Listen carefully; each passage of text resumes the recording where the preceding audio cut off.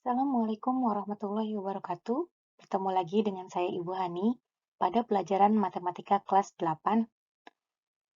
Pada pertemuan kali ini, kita akan membahas bab 3, yaitu relasi dan fungsi bagian pertama. Setelah sebelumnya kita telah mempelajari materi koordinat kartesius. Nah, semoga pada pembelajaran kali ini membantu kita untuk memahami apa itu relasi dan fungsi.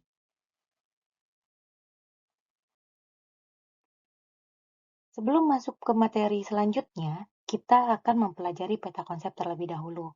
Ini adalah peta konsep dari materi relasi dan fungsi. Nah, jadi relasi dan fungsi dibagi menjadi dua, yaitu relasi dan fungsi.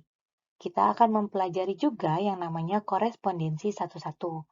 Nah, pada materi relasi dan fungsi ini, kita akan mempelajari cara penyelesaian dengan menggunakan diagram panah, diagram kartesius, dan pasangan berurutan.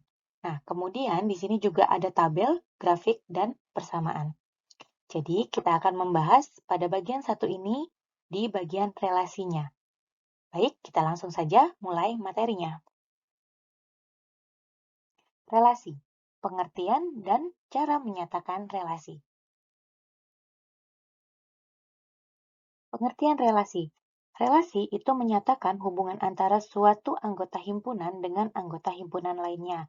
Di sini dapat dikatakan bahwa himpunan A dan himpunan B dikatakan memiliki relasi jika ada anggota himpunan yang saling berpasangan. Nah, relasi antara dua himpunan dapat dinyatakan dengan tiga cara, yaitu dengan cara diagram panah, himpunan pasangan berurutan, dan diagram kartesius. Selanjutnya, kita akan menyatakan relasi. Di sini saya memiliki sebuah contoh, sebuah kasus, ya contoh kasus yaitu di sini saya ada 5 orang siswa yang yaitu namanya ada Abdul, Budi, Chandra, Dini, dan Elok. Mereka ini adalah siswa kelas 8 di SMP 194 Jakarta. Nah, mereka menyukai pelajaran yang berbeda-beda. Abdul menyukai matematika dan IPA.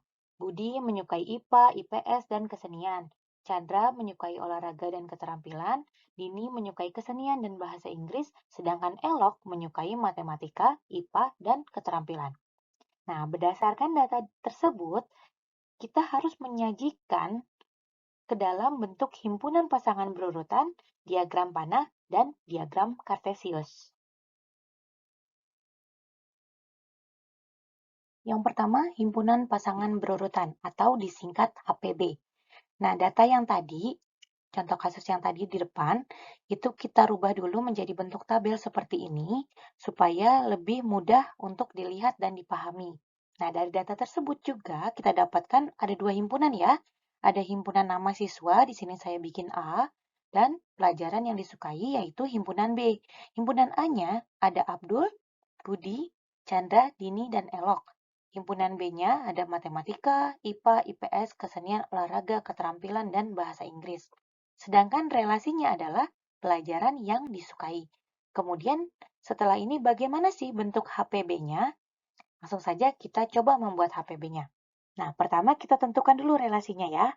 Berarti relasi A ke B itu menyatakan pelajaran yang disukai. Nah, berarti HPB-nya di sini kita buat dengan cara membuat kurung kurawal terlebih dahulu. Kemudian kita buat tanda kurung biasa. Kita bikin satu-satu. Abdul, koma, sukanya apa dia? Matematika. Matematika, tutup kurung. Kemudian apa lagi? Abdul, IPA, tutup kurung. Nah, Abdul udah nih. Sekarang kita ke Budi. Budi, IPA. Ya, dibatasi dengan koma ya, Nak ya. Kemudian Budi, IPS. Terus Budi, kesenian. Tutup tanda kurung, kita lanjut lagi ke Chandra. Chandra, olahraga, tutup kurung, kemudian Chandra, keterampilan, tutup kurung. Udah ya, dia suka itu doang ya. Kemudian kita lanjut ke Dini sekarang. Dini, koma, kesenian, kemudian Dini, koma, bahasa Inggris,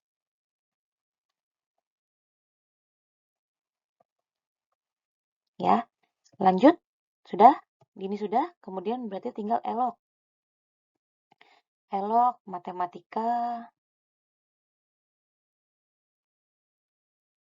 tutup. Elok, IPA, tutup. Elok, keterampilan. Nah, kalau sudah selesai semua seperti ini, karena tadi kita awali dengan kurung kurawal, maka kita akhiri lagi dengan kurung kurawal. Nah, ini yang namanya himpunan pasangan berurutan. Jadi cara penyelesaiannya seperti itu ya, Nak ya. Himpunan pasangan berurutan. Kemudian kita lanjut lagi. Yang kedua adalah diagram panah. Ini datanya masih sama kayak yang tadi ya. Jadi ada dua himpunannya, himpunan siswa dan pelajaran yang disukai. Sekarang kita akan buat diagram panahnya. Nah, kalau bikin diagram panah, biasanya itu kita gunakan kurva tertutup. Ya, kurva tertutup, kemudian di dalamnya ada datanya yang kita tandai dengan noktah. Mana sih yang namanya noktah? Noktah itu yang ini nih, yang bulat-bulat. Nah, itu noktah ya, Nak ya. Seperti itu. Nah, sekarang kita akan buat diagram panah untuk menentukan pelajaran yang disukai dari 5 anak ini. Nah, pertama kita buat dulu berarti ya.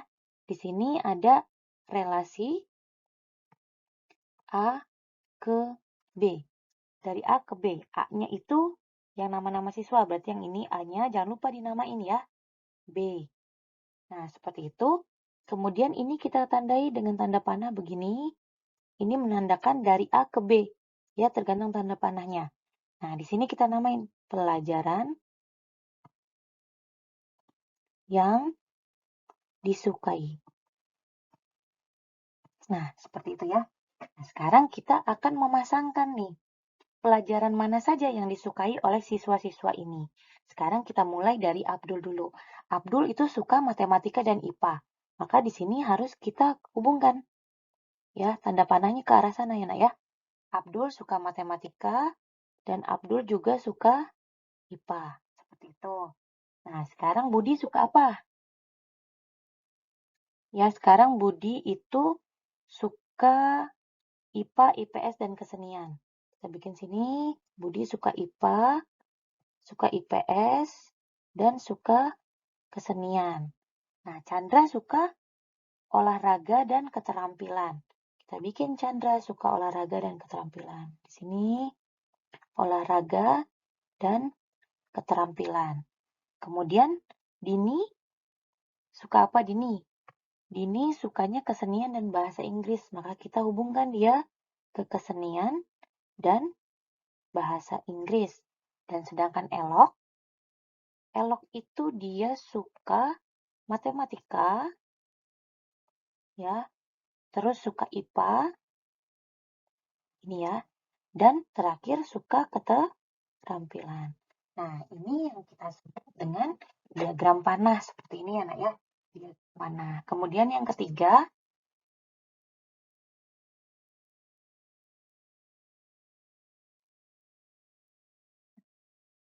itu koordinat kartesius. Seperti yang kemarin sudah kita pelajari, datanya masih sama ya.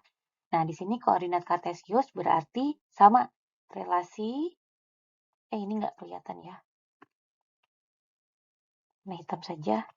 Nah, relasi A ke B. Ya, di sini A-nya itu nama siswanya, kemudian yang B-nya itu pelajarannya. Ya, di sini tinggal kita hubungkan saja seperti tadi sebelumnya. Abdul. Abdul itu kan sukanya matematika dan IPA, berarti Abdul suka matematika nih di sini nih. Abdul suka matematika dan Abdul suka IPA. Gini. Kemudian Budi itu sukanya IPA, IPS, dan kesenian. Maka kita hubungkan saja di titiknya. Ini Budi. Sini ya. Nah, ini Budi nih. Kemudian Chandra itu suka keterampilan dan olahraga.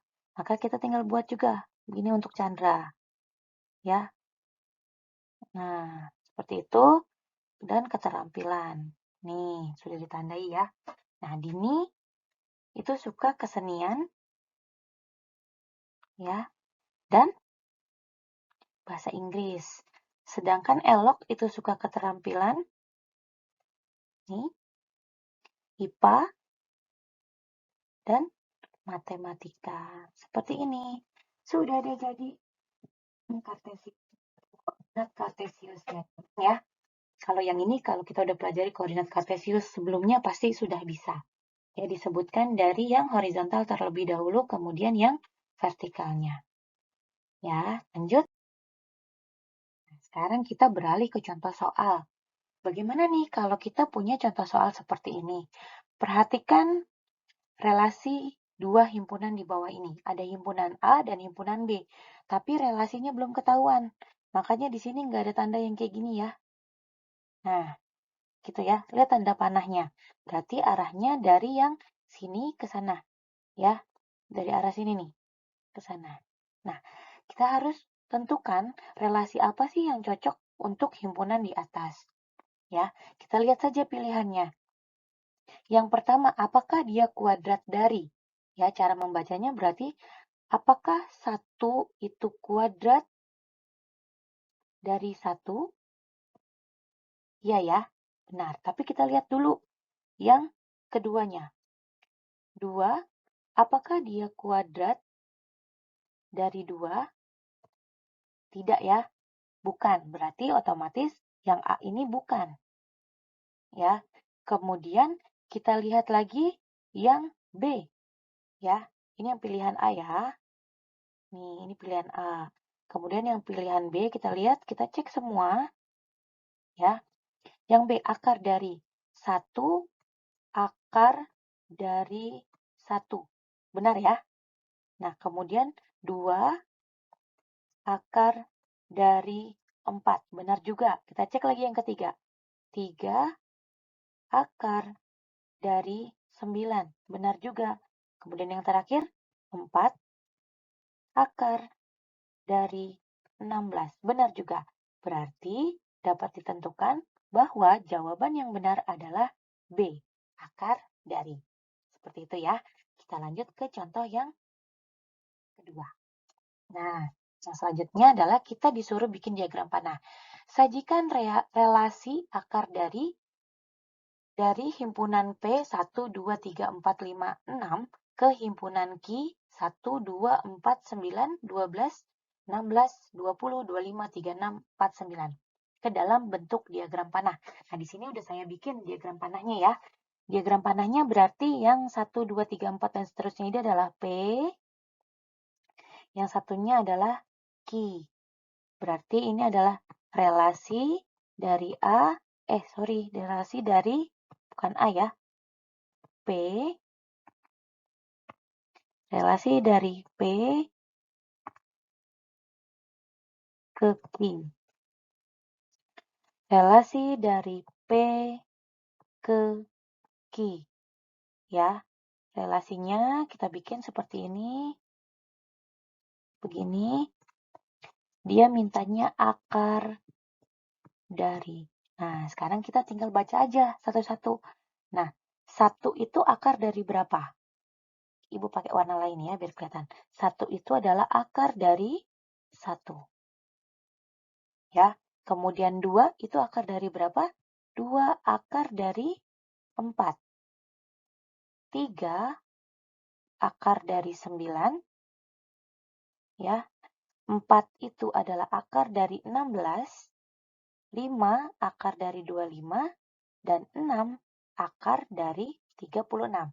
Nah, sudah jadi deh relasi akar dari himpunan P ke Q. Ya, dengan relasi akar dari. Selesai. Sudah. Baik, sekian pertemuan kali ini. Semoga dapat dimengerti dengan baik dan sampai jumpa di pertemuan selanjutnya.